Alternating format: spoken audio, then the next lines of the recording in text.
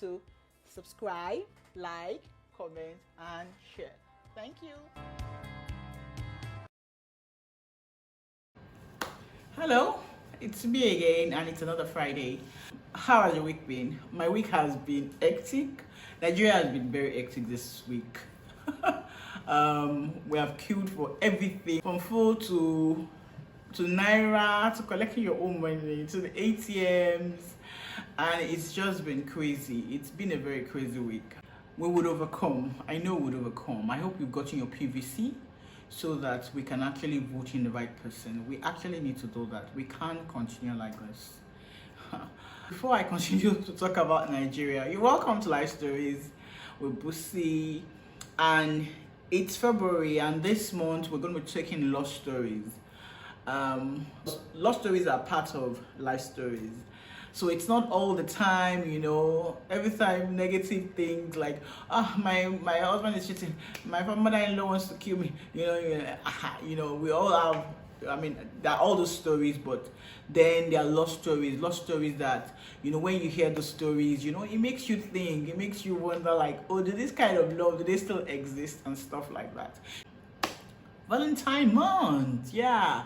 So Valentine is coming. Where's your boyfriend? I have love stories. People have sent in their love stories, and this particular one today is just an interesting story, and it sounds like something that will come out from a movie. Seriously, something that will come out from a movie. But this was told by some guy called George. George said, the love between me and Jenny was made in heaven. That's Jenny is George's wife. Okay, so I say God loves me specially and made sure my sweetheart became my wife. So I met Jenny in primary school. I was in year 6 when she came in as a transferred student to primary 4. The first time I saw her, I couldn't help but stare at her. I stared to the extent that the teacher had to shout my name to get my attention. Love at first sight. Would we call that love at first sight? Like, young people like that meet somebody that they love. I don't know, but let's continue the story. So I couldn't understand it. I kept looking out for her, but I never spoke to her. I left primary school, and truth be told, I never could flush her out of my mind. Wow. The first day of school in GSS 3, I was walking with my friends when I sighted her as one of the GSS 1 girls walking around the school compound. What had the odds that Jenny will end up in the same secondary school where I was? We looked at each other as we passed, but said nothing to each other. So, weeks after, she walked up and she asked if I went to Randall Avenue Primary School. I told her I did and that I know her. She smiled and said she remembered me. That made me feel good. That though we never said a word to ourselves in primary school, she remembered me 3 years after. I told her if she had any problem, she could come to me. I had school fathers and mothers who were very popular. That's how I became a pseudo big brother. She introduced me to her mom, and I soon got to know her dad. She was an only child until she turned 17. I hovered around her like a hawk. I didn't know what I felt until one of my classmates said I had a huge crush on Jenny. Jenny was without a doubt one of the most beautiful girls in our school then. When we started getting knowledgeable about Valentine's Day and boys started getting money to buy Valentine's gifts for girls, I couldn't get gifts for her because I felt my feelings weren't appropriate. Interestingly, she got Valentine gifts from one of her classmates and one of my classmates. I was angry. I was really angry when she showed me the gift, but I kept it all to myself. Jenny saw me as a brother, and I didn't know how to make her see me differently. So I asked what she felt about the gift. She said nothing, that she would show her mom. I asked what she thought about dating boys in school. She said her dad had made her promise she wouldn't consider that because, in her words, it wasn't a wise decision at that time. I agreed with her. When I was done with her, I went to one of my classmates. I told him Jenny was out of bounds. Wow. I left secondary school for University of Ibadan. And I kept in touch with her. Whenever I came to Lagos, I was always in the house playing Big Brother. Our parents trusted me and treated me like their own child, so I couldn't even say what I had in mind. All these times I had ladies all over me, but I just didn't notice them. I tried dating one or two grudgingly, but I knew where my mind was. Jenny lost her dad shortly after she entered university, and I was at her house to condole with her. I told her that I would always be there for her. On one of my many visits, Jenny's mom mentioned to me that there was a boy who had checked on Jenny a couple of times and that she didn't like the boy. Jenny's mom specifically said, "Talk to your sister. I don't like that guy that comes to check on her." When I inquired from Jenny, she told me straight up that she was in love with the guy and that they were dating. You wouldn't believe, immediately my head started spinning and I had a headache immediately. Wow. Eventually I got my acts together, told her her mom didn't like this particular guy and that she should end the relationship with him. My Jenny had suddenly grew wings. She told me it wasn't my business and that she was a grown-up girl at 20. Truth is, I couldn't deal, so I left her and went home. Bussy, you won't believe I went back to school heartbroken. I was like that for months. Then she came over to UI with a friend. She was in Unilag then. She told me she had broken up with the guy. You won't believe I screamed for joy.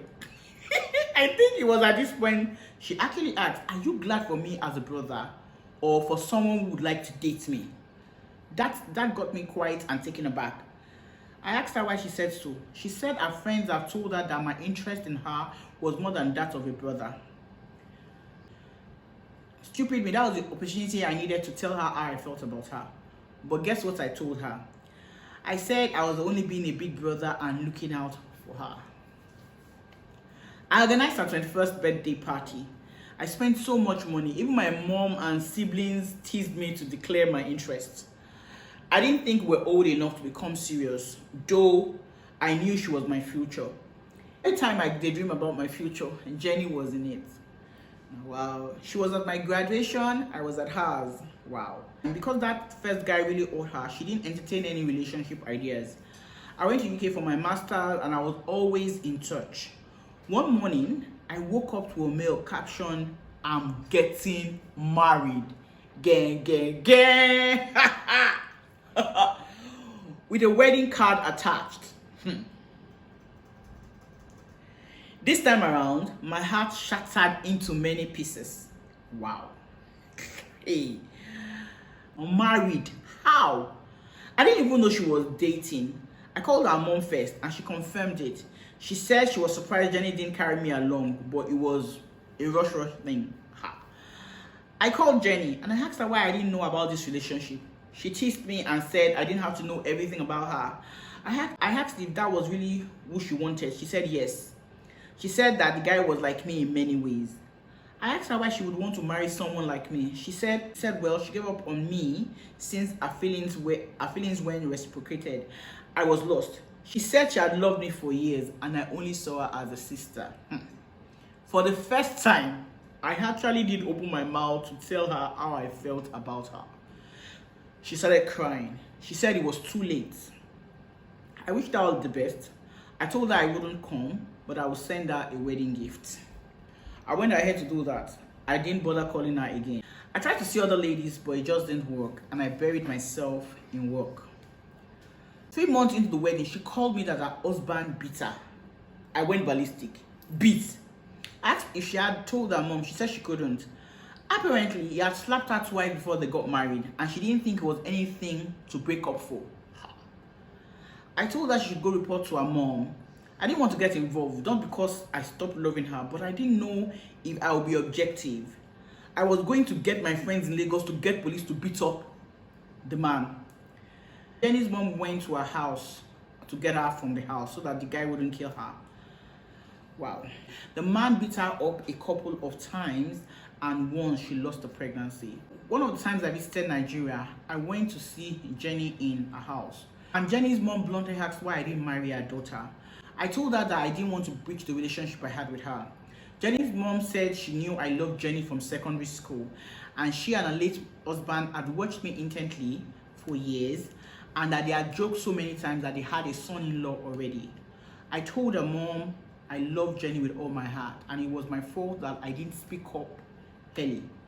I felt bad for how things turned out. Jenny never went back to her husband's house. Months after, he was involved in an air crash. Sad. When I heard that, I felt bad that the guy lost his life.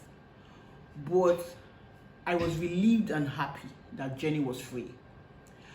When I called her to condole with her, I remember telling her immediately because I didn't want a repeat performance. I told her, Jenny, I've loved you since primary school, since I couldn't even understand what love really meant. I know it's a difficult time to process your emotions, but just so you know, I would love you to be my wife whenever you're ready. Aww. She didn't give me an answer immediately.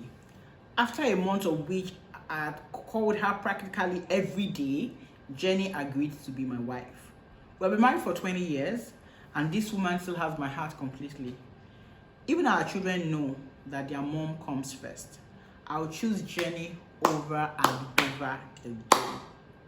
Wow, that was such a sweet story. I mean, things ended well, and I'm very happy. 20 years, that's something. Congratulations, guys. Congratulations. So, after George sent the message, then Jenny, that's the wife now sent me a message, and this is her message. She says, my husband has treated me like a queen since we met. I love him absolutely. He allows me to be me. I'm a better woman because George is in my life. True love does exist. Wow, that's a beautiful story. A really lovely story and happy ending too.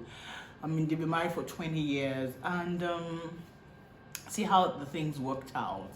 You know, George was just a gentleman. George was a gentleman throughout everything, and you know, his love was sincere.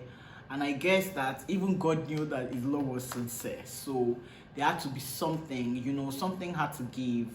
It was a sad thing that the other man died, but you know, it's life. It's just part of life stories. It's part of life stories. In life, there's a time to be alive and there's a time to die, unfortunately. But hey, let us not forget that we're still in the month of love, and you need to show love to people. People are going through so much. People need a shoulder to lean on. People need a support and everything. So in any way that you can support people, let it not just be a month of love between a man and a woman. Let it be something that will do actually show love and kindness to people all around you. A smile there, a touch there, you know, something, you know, just something valuable that you're exchanging. It could be your listening here, it could be a shoulder to cry on. Everybody just needs the other person to be there. Heal the world and make it a better place. So thank you very much, George and Jenny, for sharing your love stories with us. Okay, so next week when I come your way again with another love story, my name is dele-davids. See you. Bye.